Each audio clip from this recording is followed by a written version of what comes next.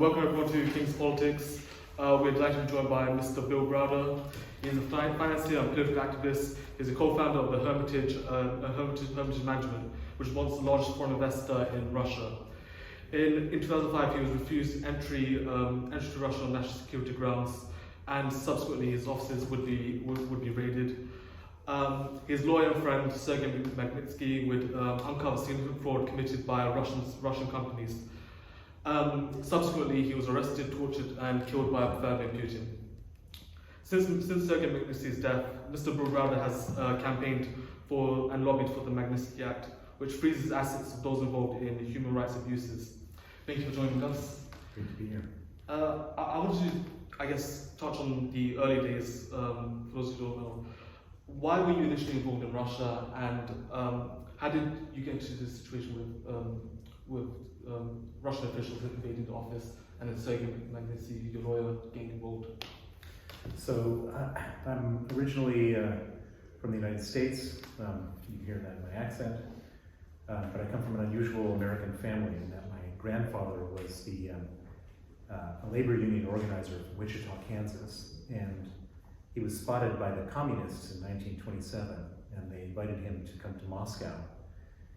He went to Moscow, he met my grandmother, my father was born there, and then 5 years later he was sent back to America to become the head of the American Communist Party for the next 15 years. He ran for president on the communist ticket against Roosevelt in 1936 and 1940. He was then imprisoned by Roosevelt in 1941, pardoned in 1942. He was then expelled from the Communist Party in 1945 for being too much of a capitalist. And then he was persecuted viciously in the 1950s during the McCarthy era for the fact that he was communist. So this is my family legacy. I was born in 1964, I'm 58 years old. And when I was going through my teenage rebellion, I was trying to figure out a good way of rebelling from this family of communists.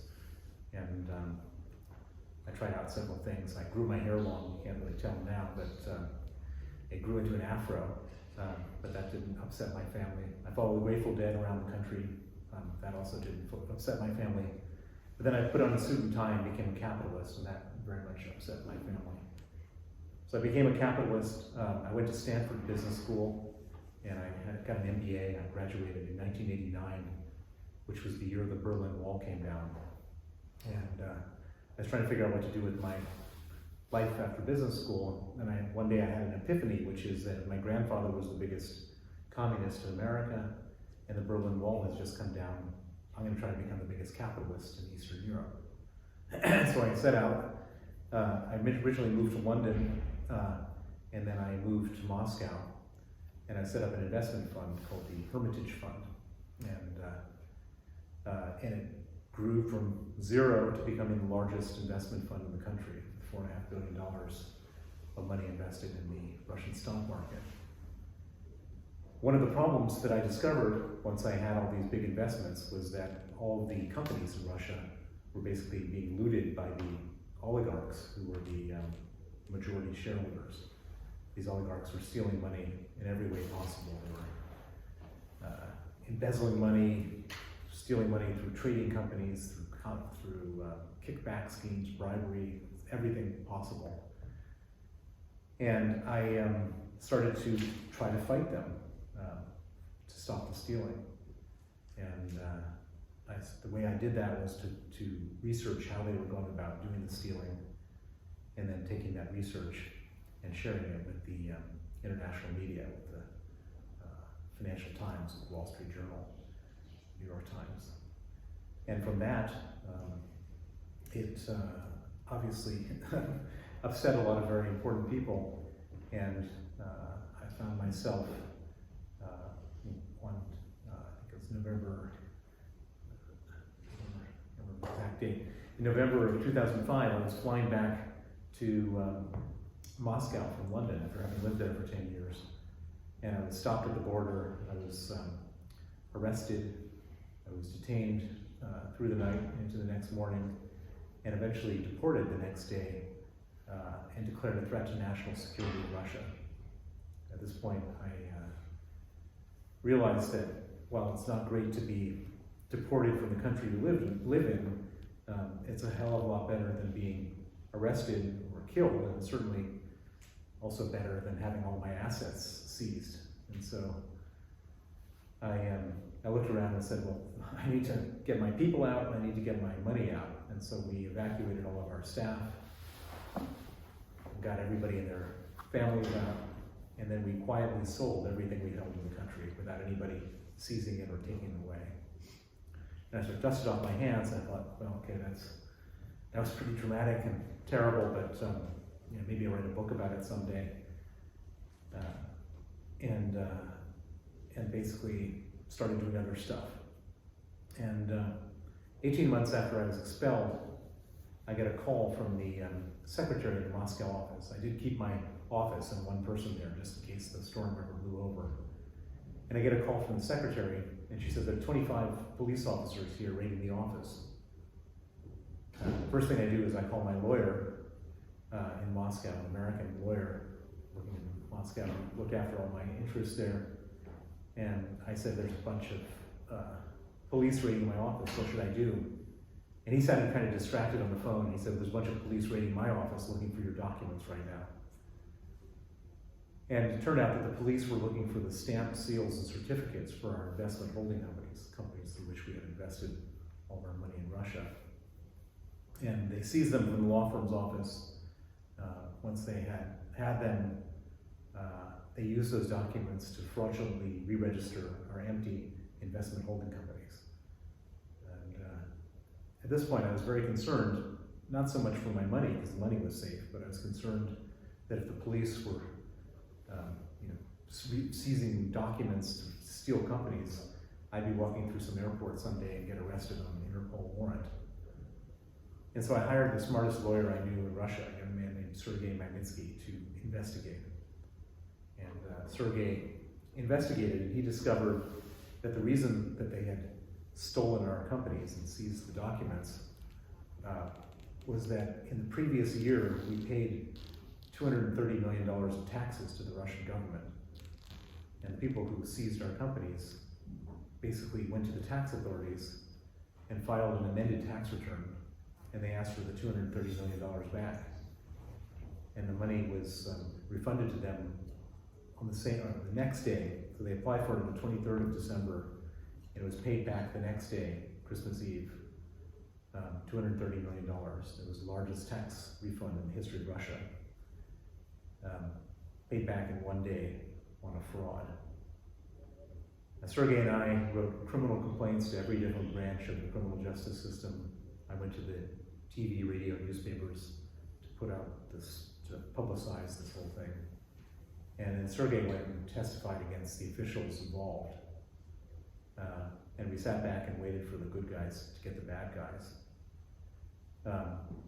Turned out that in Putin's Russia, there were no good guys. 5 weeks after Sergei testified against them, some of the same officers he testified against came to his home on the 24th of November 2008. They arrested him, they put him in pretrial detention, and then they started torturing him in pretrial detention to get him to withdraw his testimony. They put him in cells with 14 inmates and 8 beds and left the lights on 24 hours a day to impose sleep deprivation. They put him in cells with no heat and no window panes in December in Moscow, so he nearly froze to death. They put him in cells with no toilet, just a hole in the floor where the sewage would bubble up. They moved him from cell to cell to cell. And the purpose of all this was to get him to withdraw his testimony against the corrupt police officers, and they wanted to get him to sign a false confession to say that the that he stole the $230 million, and he did so on my instruction. And Sergei was a man of incredible integrity and principle. For him, the idea of perjuring himself and bearing false witness was more awful than the physical pain they were subjecting him to, and he refused. And in return, they kept on upping the pressure, more and more torture, more and more terrible things.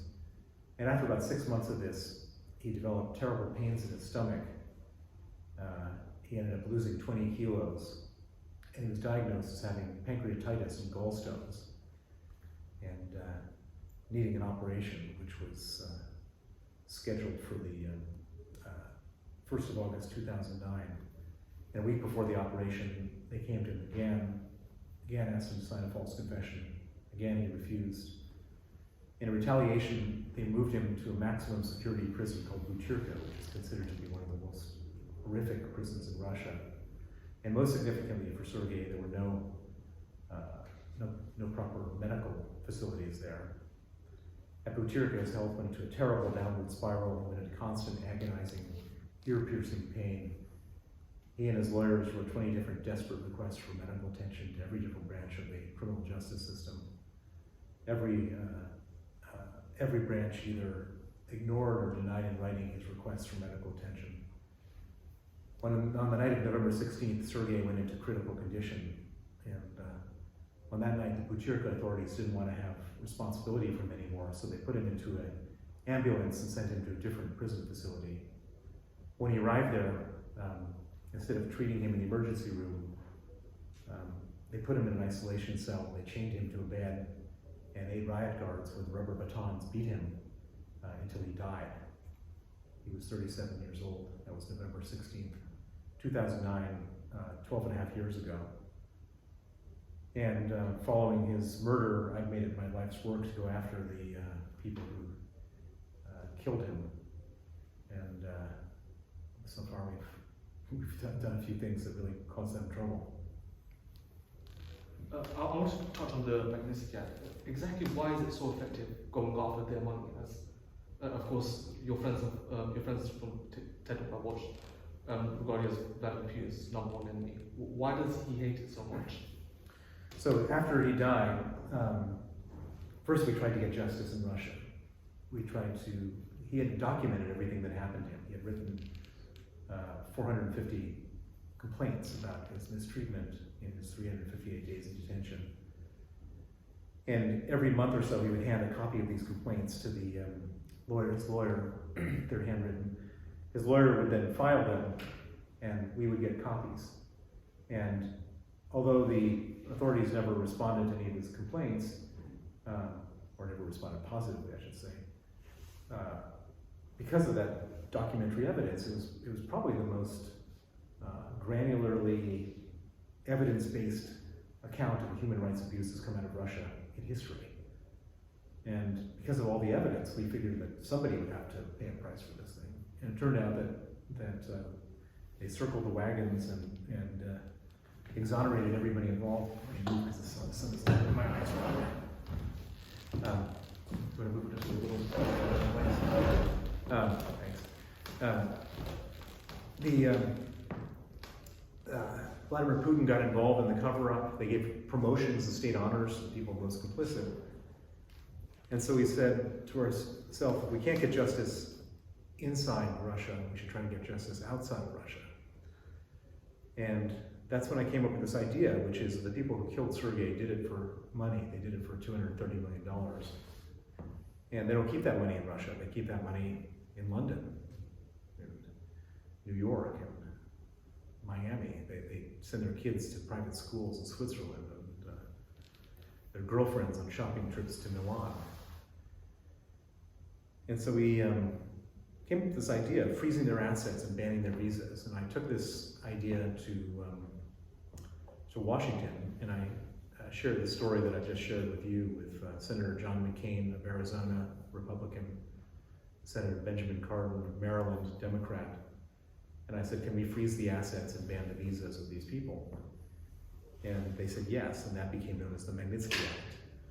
And it ended up effectively going viral, and it passed in the Senate 92-4, it passed the House of Representatives with 89%. And it became a federal law on December 14th, 2012. And Putin went out of his mind. Putin went out of his mind. He banned the adoption of Russian orphans by American families in retaliation. He made it his single largest foreign policy priority to try to repeal the Magnitsky Act. And the reason that Putin did this is that Putin is the richest man in the world. He has accumulated a fortune probably greater than Elon Musk. And he's rich. He keeps that money offshore. The money's held in the name of oligarchs So he's rich, he keeps the money offshore, and he's a human rights violator and a kleptocrat. And so those are kind of the four categories you need to satisfy the Magnitsky Act. And so all the time that he spent over the last many years stealing money from the Russian state, extorting people, killing people, all that was going to be for nothing if all the money he kept offshore was going to be frozen. And so that's why he hates the Magnitsky Act so much. And I suspect that he also hates the Magnitsky Act because he already had it in his mind back in 2012 that he was going to do something so outrageous like what he's doing right now, that something like the reaction of the West to what he's done would be effectively the Magnitsky Act. The Magnitsky Act has been the template for which all these assets of the oligarchs have been frozen. I want to touch on the invasion of Ukraine. And I guess the invasion has unified the West in terms of condemnation and sanctions. Is it all frustrating to you that there was not earlier vigilance, especially with prior human rights abuses, and it took the invasion of another sovereign nation for all this to happen? Yeah, it's frustrating me to no end. It's remarkable. So if we let's look just at the history of Vladimir Putin. When he first came to power, he set off a number of apartment bombs. I don't know how many of you are aware of this, but in 1999, when he was prime minister, and maybe he was going into 2000, a bunch of apartment buildings blew up. I was living in Moscow at the time. And like once a night, an apartment building would blow up, terrorist attack. And nobody knew who was doing them, and nobody knew who was next. And it just kept on happening and happening. And so the entire city of Moscow, and they did it in a couple of regional places as well, everybody felt totally vulnerable, totally scared, and totally angry. And sort of midway through these apartment bombs, Putin blamed it on the Chechens.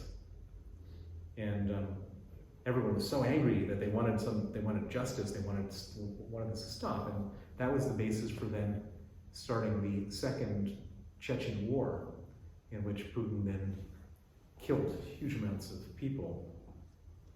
But it was discovered that one of the apartment bombing attempts didn't work because they got caught in the act. And it wasn't Chechens that were doing the apartment bomb, it was members of the FSB, the Russian secret police. And so and by the way, when he started the war in Chechnya, his approval rating shot up because everyone was so angry. And on the back of that, he was elected president. And so his entire presidency is based on this, on a human rights, on a terrorist act which he committed. Then we can move forward to, and of course 50,000 Chechens who had nothing to do with this were killed. And then we move forward to 2008, he invaded another country, Georgia. And there was no sanctions after his invasion of Georgia. There was no consequence at all. In fact, at the time Obama was president, he urged all sides to restrain themselves.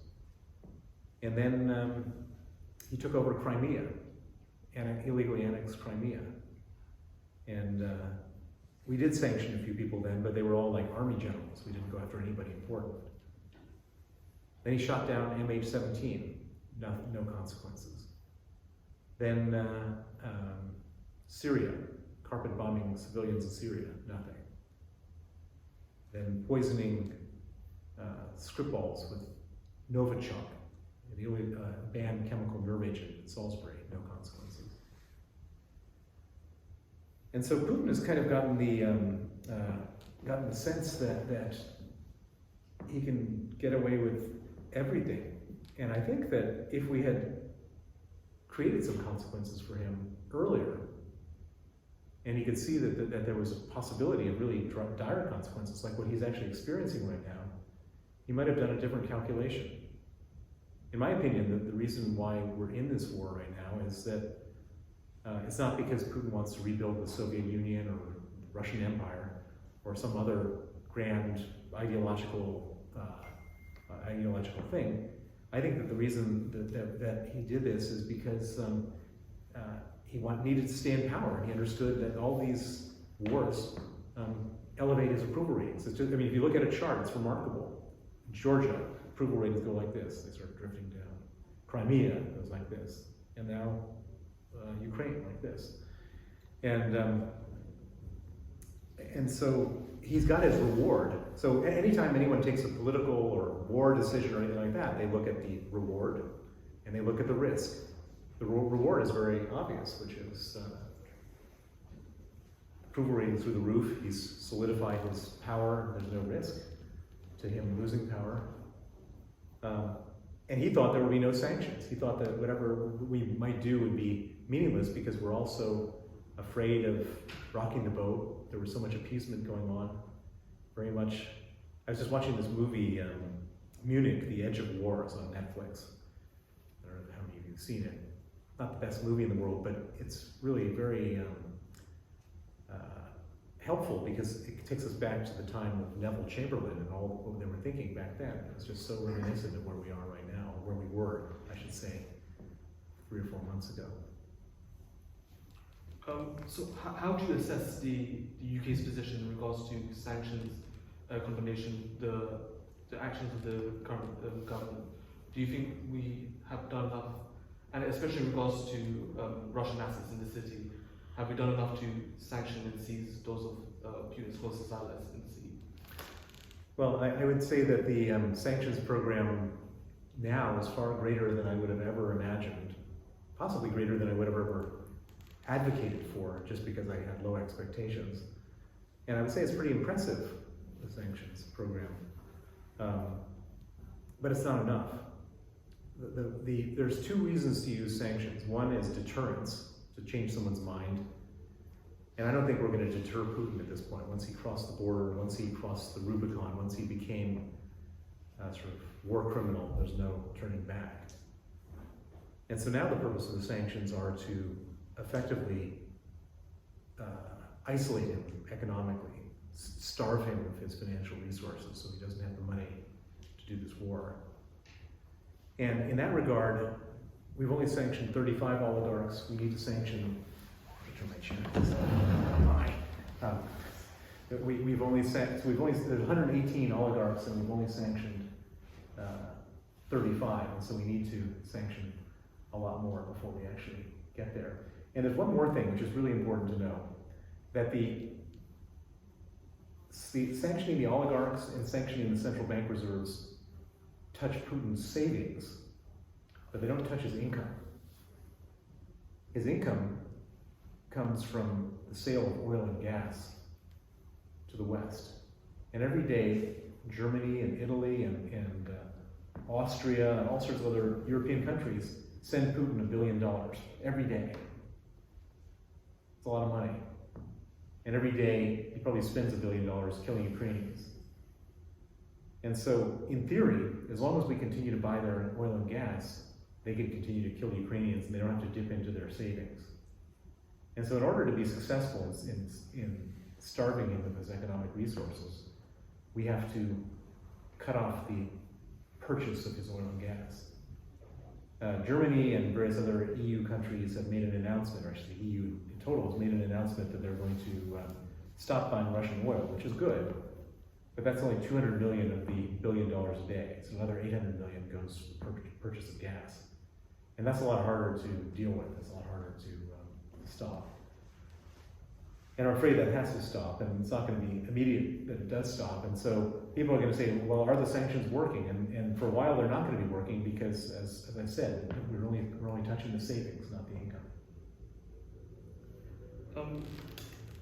I guess last week we welcomed Christopher Steele, and he very much believes that the Russian invasion is something where there is no going back, it permanently changes relations. How do you see the relations between Russia and the West evolving from here on? Well, I think the relations between Putin and the West are permanently damaged. There's no way that President Joe Biden, the most powerful man in the free world, has declared Putin a war criminal. How do you come to terms with a war criminal? The only way you come to terms with a war criminal is at the, in Nuremberg or The Hague. And so I don't think that there's going to be a warming or a thawing of diplomatic relations with Russia. I think there are people who want that.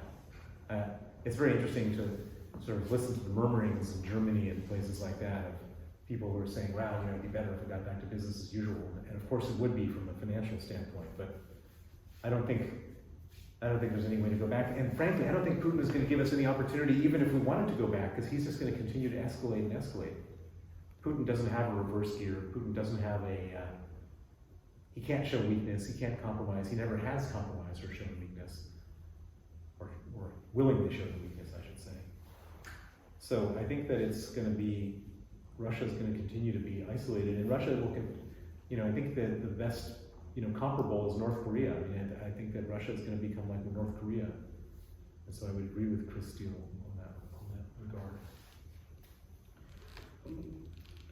I guess when you were first involved in Russia as a foreign investor, you saw Putin come to power. I guess at that point and where we are now, do you see a change in the character of Putin? Some analysts argue he's more erratic and that he's changed now. Well, I think that Putin, so there's something really important to understand about Russia. Nobody goes into government to do public service, to serve the country.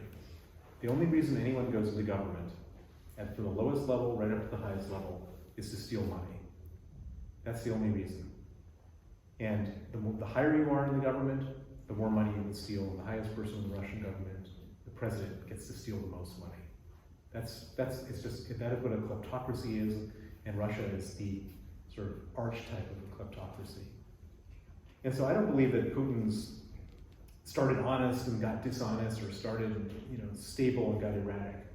I think Putin started as a small-time criminal, and the longer he was there, the more money he accumulated, the bigger a criminal he got. I think that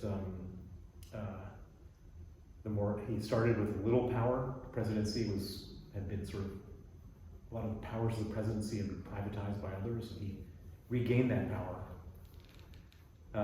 In a country that's corrupt to start out with, it doesn't bode well for the famous maxim that power corrupts and absolute power corrupts absolutely, because I think that's the sentence that sort of summarizes Putin.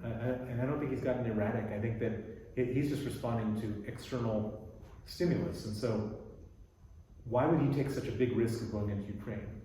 Some people say he's gone crazy. I would say that he's just perfectly rational. He's taken a big risk going into Ukraine because he saw a big risk of the Russian people at some point overthrowing him. Then people say, well, how could that be? He has a 60% approval rating, whatever the number is. And my answer to that is, 18 months ago in Belarus, Lukashenko, who's been around longer than Putin, almost got overthrown, and it was only stopped by Putin stepping in and helping out. And in January this year, the dictator of Kazakhstan, Nursultan Nazarbayev, basically got taken out within a week when they raised gas prices. He had been around longer than Putin. And I think Putin understood that at any moment, if you've starved your people for 22 years, it's like being in a forest after a really hot summer and everything is all dry leaves on the ground. All it takes is one match and the whole thing goes up in flames. And that's what he was afraid of. And the best way to avoid that is to start a war.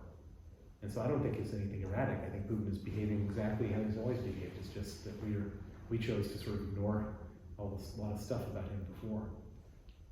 I guess touching on that, I've heard you mention about the discontent amongst the Russian population.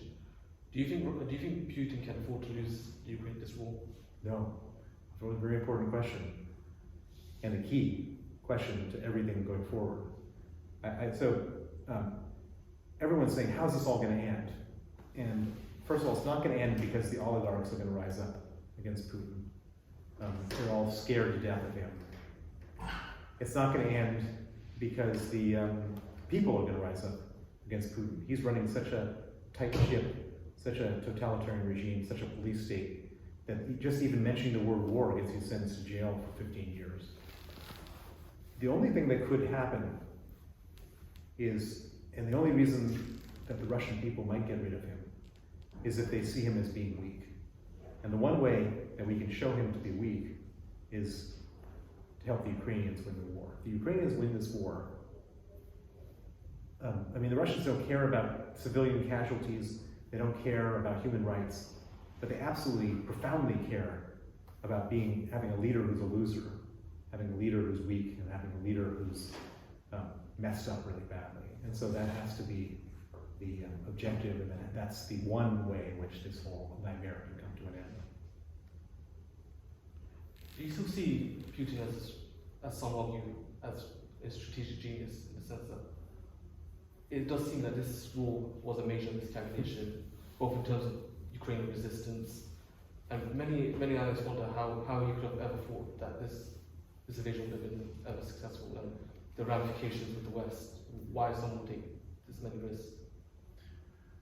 Well, so Putin, I would actually describe never as a strategic genius. I describe him as being tactically very astute. He plays everything from one week to the next. Russians are famous for being chess players. He's not even a very good checkers player because he doesn't think that far ahead. But there's one thing I've been thinking about. So the answer is he's miscalculated for sure. He never knew that the Ukrainians were going to be so tough on the battlefield. He also never could have imagined that the West would lock arms and sanction him the way we've sanctioned him. And both those are humiliating and surprising. And we think that this war is an absolute disaster for him, but in a certain way, he's gotten something out of it. He's been able to effectively discard any pretense of a democracy, any pretense of rule of law, any pretense of free speech, free press. And now it's just a full-on dictatorship, and he's enjoying a huge surge of nationalistic fervor. And so from that perspective, he's kind of a winner. He doesn't have to play around with all those games that made him so annoyed and so on. And so, and I wouldn't overestimate the effect on him of all this failure that he's had in the last 3 months. I know this from my own experience. I've been fighting with him for 10 years, or 12 years actually, since the Magnitsky Act was passed. And well, it's 10 years since the Magnitsky Act was passed, 12 years since Sergei was killed. And we've had a number of huge successes, getting the Magnitsky Act passed, getting the Canadian Magnitsky Act, getting the UK Magnitsky Act, getting the EU Magnitsky Act, all these things, finding dirty money belonging to the Russians in connection with Magnitsky and seizing and freezing it around the world, all sorts of humiliations. And we always thought that, we had somehow, wow, that was it, we win now. And they just ignore it and just come back with more nonsense and more terrible stuff. And I think that that's the same thing we can imagine happening in Ukraine. Just more and more stuff that just looks so horrible to us. And we would think, well, why would he do that? He just doesn't care. He doesn't care about losing 20,000 soldiers. He's ready to lose 1 million soldiers. Putin is a psychopath. He has no empathy, no sense of conscience, no sense of law.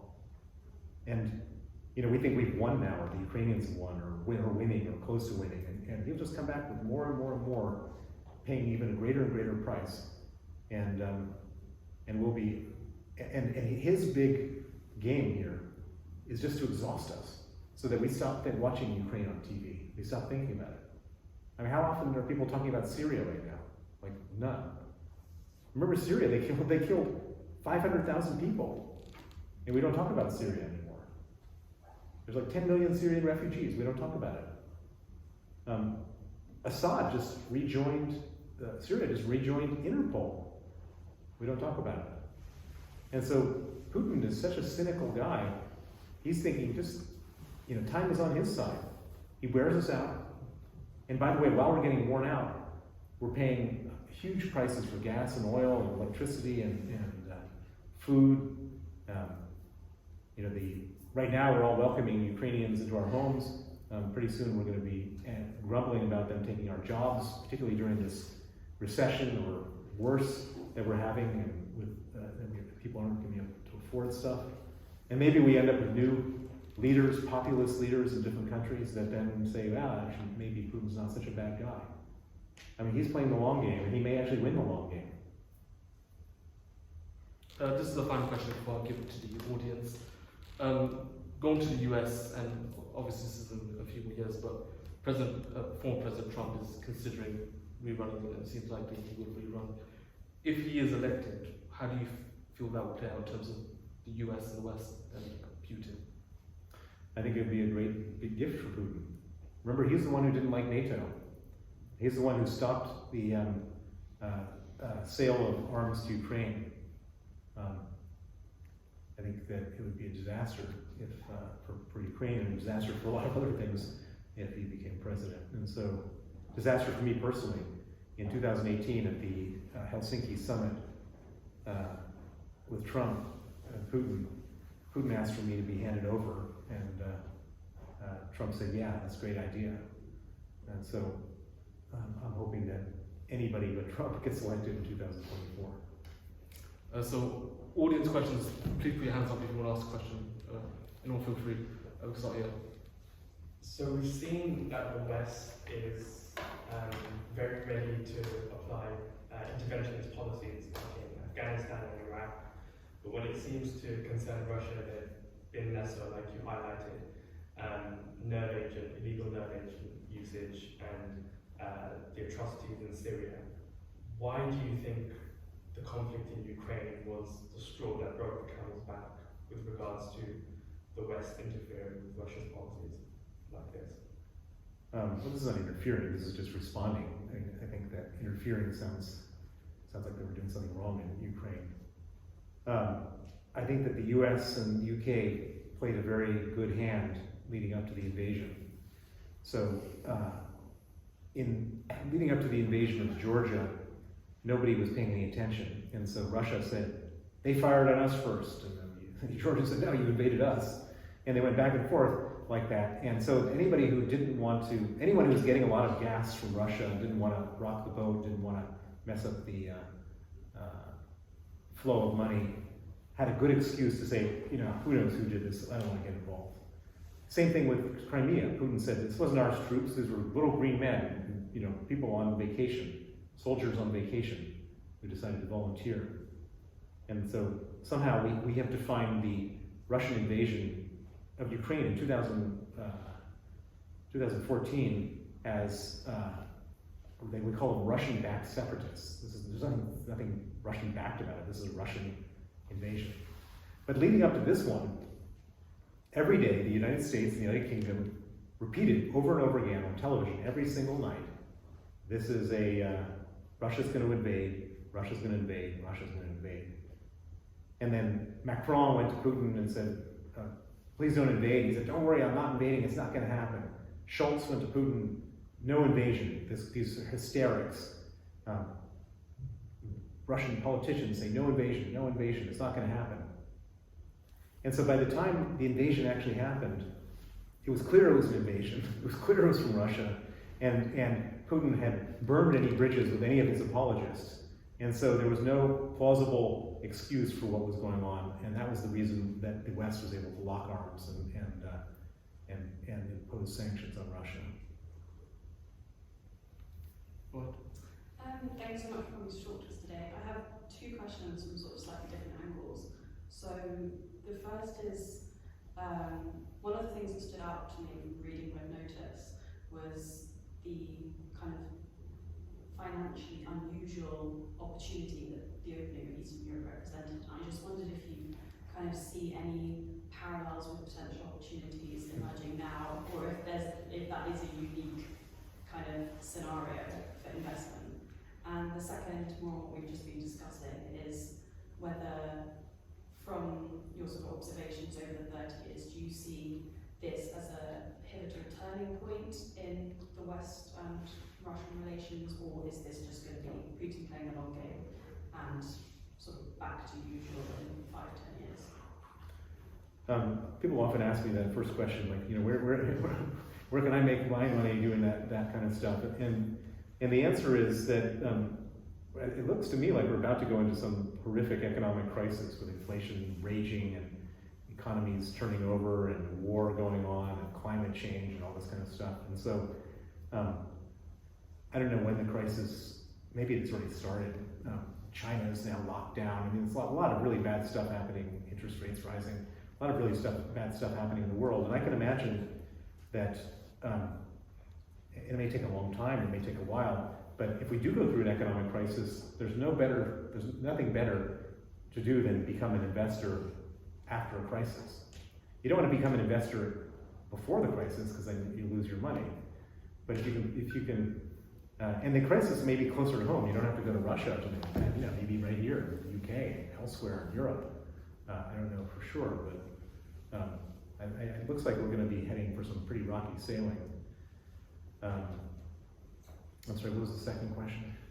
Turning points. So I do think, I don't think anything, I think Putin has set Russia back 30 years. I mean, I think that he'd like to get everyone cynical again, and maybe there will be a Trump, but I just don't see that. You know, it's very hard to get everybody to do anything in the world, government-wise, policy-wise. It's really hard. It doesn't happen. You need something really dramatic, like an invasion of a European country.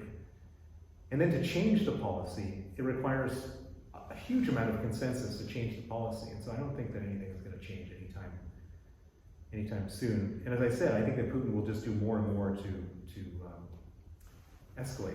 There's one thing that's really interesting, which is worth noting, coming back to this idea of deterrence versus punishment, which is that we may not have deterred Putin from anything, and I'm sure we haven't, but we absolutely have deterred China from going after Taiwan. Imagine you're Xi Jinping and you're watching this thing on TV, and you're thinking to yourself, you know, you had kind of eyed up Taiwan and said, you know, next we're going to do that one.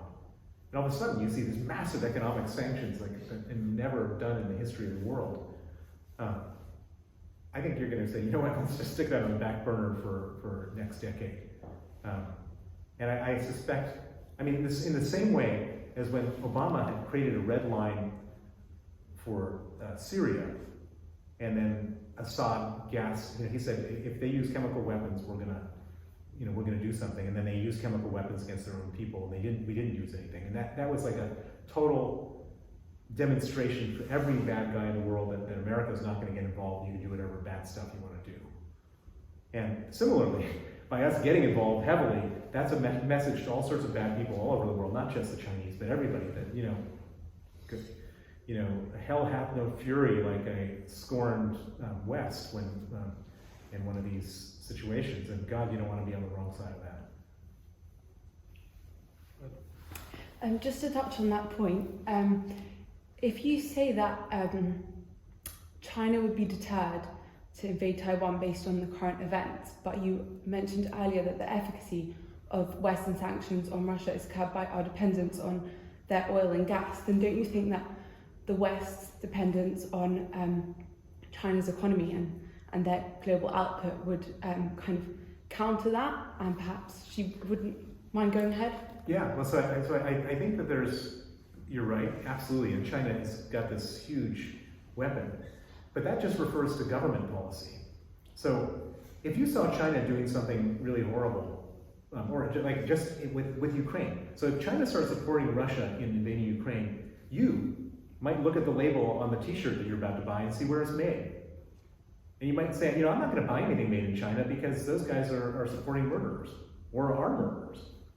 And China's got to be really sensitive to that because, yes, we depend on them, but they also depend on us.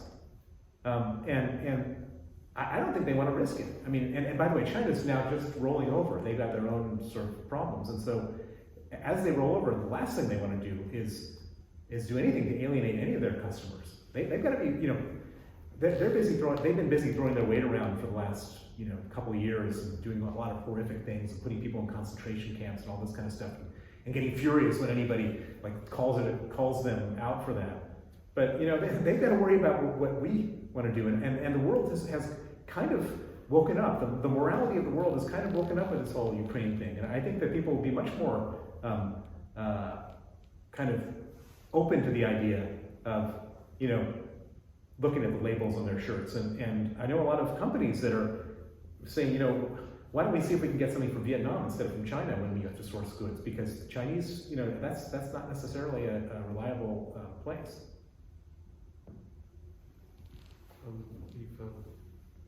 Go ahead. You mentioned you don't think that kind of the Russian public will rise up against Putin. I was just wondering what you think about the impact. Obviously, the narrative is very tightly controlled with state-controlled media, but I was wondering what you think about the impact of social media, and also it's something you use with YouTube. We've seen Navalny use it recently after his poisoning, and the reaction that that's had with the Russian public, and if you think that's having any impact on kind of not being able to control the narrative as tightly with Putin. Well, so there's only two, so they shut down every social media channel. They shut down Instagram, they shut down Twitter, they shut down Facebook. The only two remaining social media channels are YouTube and Telegram. And I talked to the guy in charge of YouTube, and he thinks it's just a matter of time before they shut that down. And Telegram is owned by a Russian who's supposed to be a dissident, I don't know, but I wouldn't. So I don't think there's a whole lot of oxygen for alternative narratives. And by the way, alternative narratives don't necessarily change people's minds. I mean, look, we have full access to information in America, and like some big proportion of the country thinks that Trump won the election before. I mean, people choose what facts they want to believe, and for a long time that's the way Putin played the game. He just like flooded the waves with so many different alternatives, versions of everything that nobody knew what to believe about anything. He doesn't feel so confident about that, so he's just like shut everything off. But to the extent that any of this other stuff leaks in, and people see pictures, they just explain it away by saying fake news. Those are actors pretending they're people killed, and or the Ukrainians did that, or any combination of the above. And so, but the one thing they can't, if it's undeniable, if for example Ukraine retakes Crimea, I'm not saying that's going to happen, but if they were to do that, there's no way you can fake that. The world maps show who has Crimea, and if they were to do that, I think that by itself would be enough to get rid of Putin. And so it's a and the other thing I would say is that we really don't know. I mean, nobody really knows what causes people to rise up. So I'm saying they won't rise up, and I say that because I see so many, literally anybody who raises their voice gets arrested. And it's a true totalitarian regime, and they're not bad at doing totalitarianism, and that's how North Korea operates, and they've run that for a long time. But at the same time, there's a lot of countries where people do rise up, and there's no mathematical formula for determining it, and sometimes it just happens in the strangest ways you can't even imagine. I mean, who would have thought that a fruit seller setting himself on fire in Tunisia would set off the Arab Spring? But that's how it happened. And by the way, there's one other thing, which is if you really to really add fuel to the fire of any place rising up, jam up prices of food and oil, because that's people who are on the subsistence level, going below the subsistence level, become very angry very quickly and will do lots of things that nobody can predict. And that's not just going to happen in Russia, by the way. That could happen all over the world. And I expect, probably 20 countries will see governments overthrown because of the high oil prices and high food prices. We've got one more question. Any additional questions? Nope. That's all good. Go ahead. How far do you anticipate Putin going in the war with Ukraine? Because obviously he has a great range of weapons at his disposal, some of which he really shouldn't use, or which he really shouldn't use. But how far do you see him going? How do you see this playing out in your mind in the future? I see him going really far, and I see that this thing, I don't see the Ukrainians giving up territory, and I don't see Putin agreeing to any peace deals. And so I think this thing goes on and on and on. And as I said, I think this thing started in 2014. I think Russia invaded in 2014, so it's already been going on for 8 years. And it's just going on at a higher level now. And I can imagine it going on for another 8 years. I can imagine this being not even a frozen conflict, a sort of hot conflict that goes on for a long time.